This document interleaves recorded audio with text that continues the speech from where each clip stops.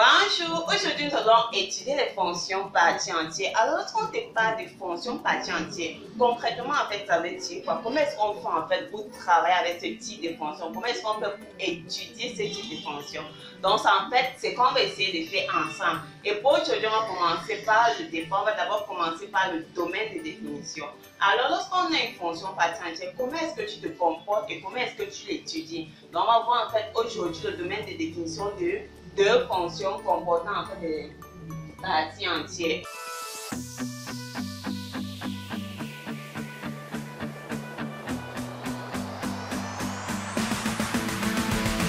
Alors la première fonction qu'on a aujourd'hui c'est f de x qui est égal à 2 parties entières de 3x. Donc voici notre première fonction. Je veux son domaine de définition. Alors les amis, lorsqu'on vous demande le domaine de définition d'une fonction, peu importe l'expression que ça, que c'est ln, que c'est exponentielle, que c'est a cosinus, peu importe. Le truc c'est que les règles en mathématiques ne changent pas. Donc vous devez tout simplement vous rappeler quelles sont les règles, quelles sont les bases. Alors ici premièrement, voilà ce que j'ai. Donc ce qui m'est un peu difficile ici c'est partie entière. Donc la première chose c'était de demander quelles sont les informations que tu possèdes sur la fonction partie entière, sur quel ensemble est définie la fonction partie entière. Alors qu'est-ce qu'on sait? Je sais que lorsqu'on parle de fonction partie entière, à la base, si je dis que j'ai, disons par exemple que j'ai un h, c'est défini de R vers Z. De telle sorte qu'à x, on associe l'exponentielle partie entière de x. Alors la partie entière de x est définie, ça veut dire quoi? Je peux prendre des valeurs, je peux donner, on peut trouver par exemple partie entière de 3,7. Vous êtes d'accord que c'est 3. Partie entière de moins 8,2. On va trouver moins 9. Donc ça veut dire quoi? Les x, ça c'est l'ensemble de départ. Ça veut dire que je prends mes x dans l'ensemble grand X, c'est mon ensemble de départ. Maintenant, qu'est-ce que j'ai toujours? À la fin, la partie entière en fait d'un nombre va toujours vous donner un entier relatif. Donc soit un entier, un nombre en fait comme 3, entier naturel, c'est bien un nombre moins 9. Donc dans tous les cas en fait, on se déplace de R vers Z. Partie entière de 3 c'est 3, partie entière de 2 c'est 2. Donc ça veut dire quoi? Ça veut dire la première chose que si on te donne par exemple une équation, on te dit partie entière égale à 7,2, c'est déjà faux parce que la partie entière, l'image doit se trouver dans Z, donc ça sera faux. Alors qu'est-ce qu'on sait? Ça veut dire quoi? Ma partie entière est définie sur R. Ça veut dire qu'on travaille ici sur R, notre fonction est en train d'étudier sur R. Je veux connaître quel est son domaine de définition. Je sais quelle est la partie entière définie. Ça veut dire que celui-ci existe sur R. Je n'ai pas de problème avec celui-ci. Ceci est défini sur R. Donc jusque-là c'est bon. Maintenant la question c'est le radical. Alors ici il ne s'agit plus en fait de ce qu'on des parties entières, mais il s'agit de qu'est-ce que tu sais sur la racine. Je sais que la racine de A va exister si et seulement si A est supérieur ou égal à 0. Donc, pour qu'en fait on trouve racine de A, il faudra en fait que l'expression qui est à l'intérieur soit tout simplement positive. Donc, ça veut dire que quoi? Ça veut dire tout simplement que pour que ceci existe, donc notre partie entière définie, on n'a pas de problème avec lui. Mais maintenant, pour que ceci puisse exister, il faut absolument que ce qui est à l'intérieur soit positif. Et c'est ce qu'on va appliquer. C'est-à-dire quoi? Je sais ceci. Ça veut dire comment est-ce que f existe si et seulement si partie entière de 4x moins 2 moins 1 est supérieur ou égal à 0. Très bien. Là, c'est la base. C'est ce qu'on sait. La partie entière est définie sur R. Pour que le radical existe, il faut que ce qui soit à l'intérieur soit positif. Maintenant, on a écrit ceci. La première chose, là on a fait à une équation. Qu'est-ce qu'on sait? Pour résoudre une équation en un, on résout d'abord l'équation. Donc le truc en fait, ce n'est pas de dire. Le truc en fait, lorsqu'on vous donne des telles expressions, allez pas à pas, détail après détail. Qu'est-ce que vous savez? Quelles sont les règles de mathématiques que vous pouvez appliquer ici? Donc c'est dire quoi? Je veux résoudre ceci. Donc je vais d'abord résoudre l'équation partie entière de 4x moins 2 moins 1 égale 0. Alors comment est-ce que tu fais ça? C'est simple. Qu'est-ce qu'on a dit? On a dit que la partie entière, son image c'est sur Z. Donc je vais envoyer mon 1 de l'autre côté. Partie entière de 4x moins 2 égale à 1. Jusqu'ici, vous êtes d'accord qu'on peut résoudre ça? Je peux résoudre ça tout simplement parce que j'ai partie entière d'une expression qui donne un entier relatif. Ça veut dire que si on avait donné quelque chose comme 1,4, ça devait faire égal à 1,4, c'est déjà impossible, donc c'est faux, tout simplement parce que partie entière ne donne jamais en fait un nombre avec la virgule. Ne donne jamais un décimal, se donne une racine, se donne pas en fait une fraction. Ça doit toujours donner un nombre entier relatif. Maintenant, lorsque j'arrive là, je passe la définition des parties entières. Si on me dit que la partie entière de x c'est n, ça veut tout simplement dire quoi? Ça veut dire que ma partie entière, j'aurai n inférieur ou égal à x qui est inférieur à n, strictement inférieur à n plus 1. Donc, voici une autre information que je sais ça sur quoi? Je sais sur la partie entière.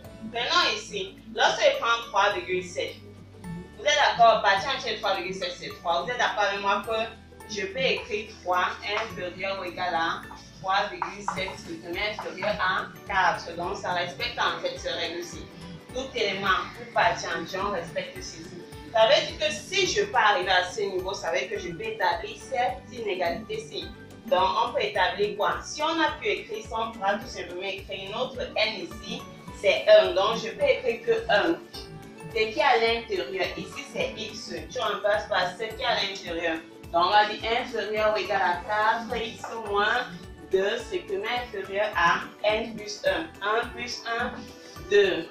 Maintenant, on va faire ce qu'on sait faire de mieux. On va essayer en fait de résoudre une inégalité. On a vu ça en troisième. Donc, allons-y. Premièrement, on additionne par 2 pour retirer le moins 2. Ça va nous faire ici 3. On a 4x et ici on a 2 plus 2, 4.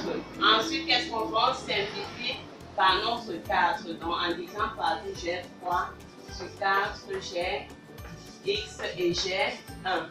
En d'autres termes, ça veut dire que mon x appartient à l'intervalle. Donc, ici, c'est strictement inférieur. Ça appartient à l'intervalle 3, 4, 1. Alors, lorsqu'on arrive là sur ton brouillon, voilà ce que je sais. Je sais que lorsque je reçois égal à 0, ça veut dire que je dois prendre en fait mon x dans cet intervalle-ci. Maintenant, je ne veux pas juste que ce soit égal à 0, ça doit également être supérieur à 0. Puis, étant donné que partie entière, ce qui est devant seulement positif, ça veut dire quoi? On a signe concret et signe positif. Donc, l'intervalle que je cherche, ce n'est pas juste celui-ci, mais je vais prendre tout cet intervalle-ci. En d'autres termes, le domaine de définition de notre fonction, ça sera tout simplement, on va prendre le 3 jusqu'à plus l'infini. Et bien, si tu essaies, si tu vérifies, tu vas voir en fait que lorsque je prends un élément dans cet ensemble, si on va trouver en fait une valeur de f. Donc, prenons par exemple, je vais prendre par exemple 1. Quand je prends 1, je remplace ça. On a 4 moins 2. Partie entière de 2, c'est 2. 2 moins 1. Ça nous fait racine de 1, c'est 1. Donc, ceci existe. Par contre, l'autre, c'est également existe. Mais si je prends en fait un élément qui n'appartient pas ici, je peux prendre par exemple quelque chose comme 0. Si on prend 0, 0 n'est pas dans cet intervalle. Lorsqu'on remplace par 0, vous êtes d'accord qu'on aura partie entière de moins 2. Et partie entière de moins 2, c'est moins 2. J'ai moins 2 moins 1 qui fait moins 3. Racine de moins 3 n'existe pas. Donc, ceci ne va pas exister. Donc, voilà notre intervalle.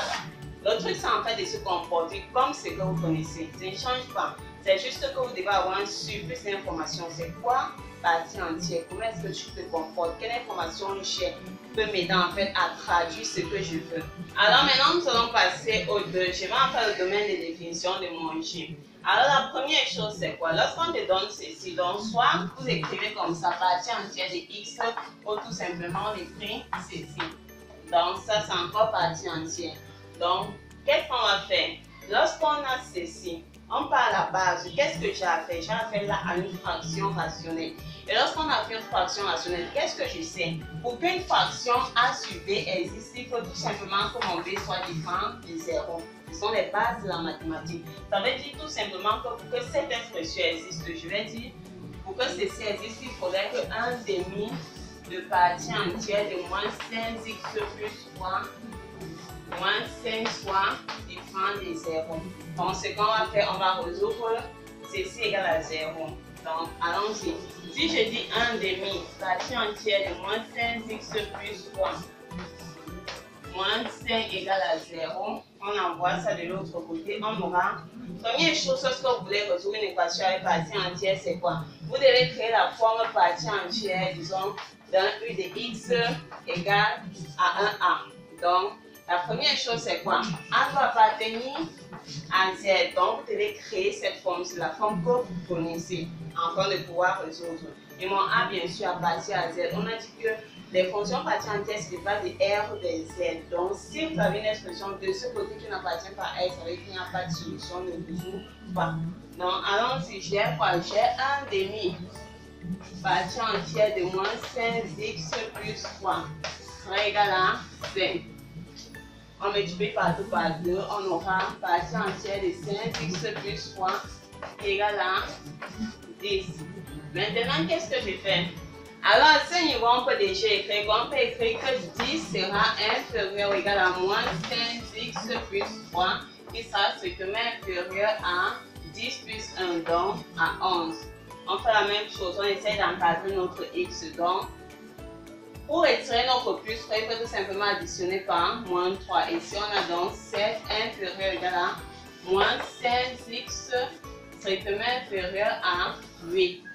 Ensuite, maintenant, pour retirer le moins 5, qu'est-ce qu'on va faire? On va tout simplement simplifier partout par moins 5. Étant donné que maintenant que c'est un nombre négatif, je vais en fait changer la position de mes signes. Donc, ça veut dire que ça va devenir moins 8 sur 5 strictement inférieur à x qui sera inférieur ou égal à moins 7 sur 5. Donc, on change tout simplement parce que c'est négatif. Si c'était positif, on devait tout simplement envoyer le moins 5 partout. Maintenant, les signes changent. Alors, ceci veut tout simplement dire que mon x appartient à l'intervalle. On ouvre moins 8 cinquièmes, moins 7 cinquièmes et on ferme.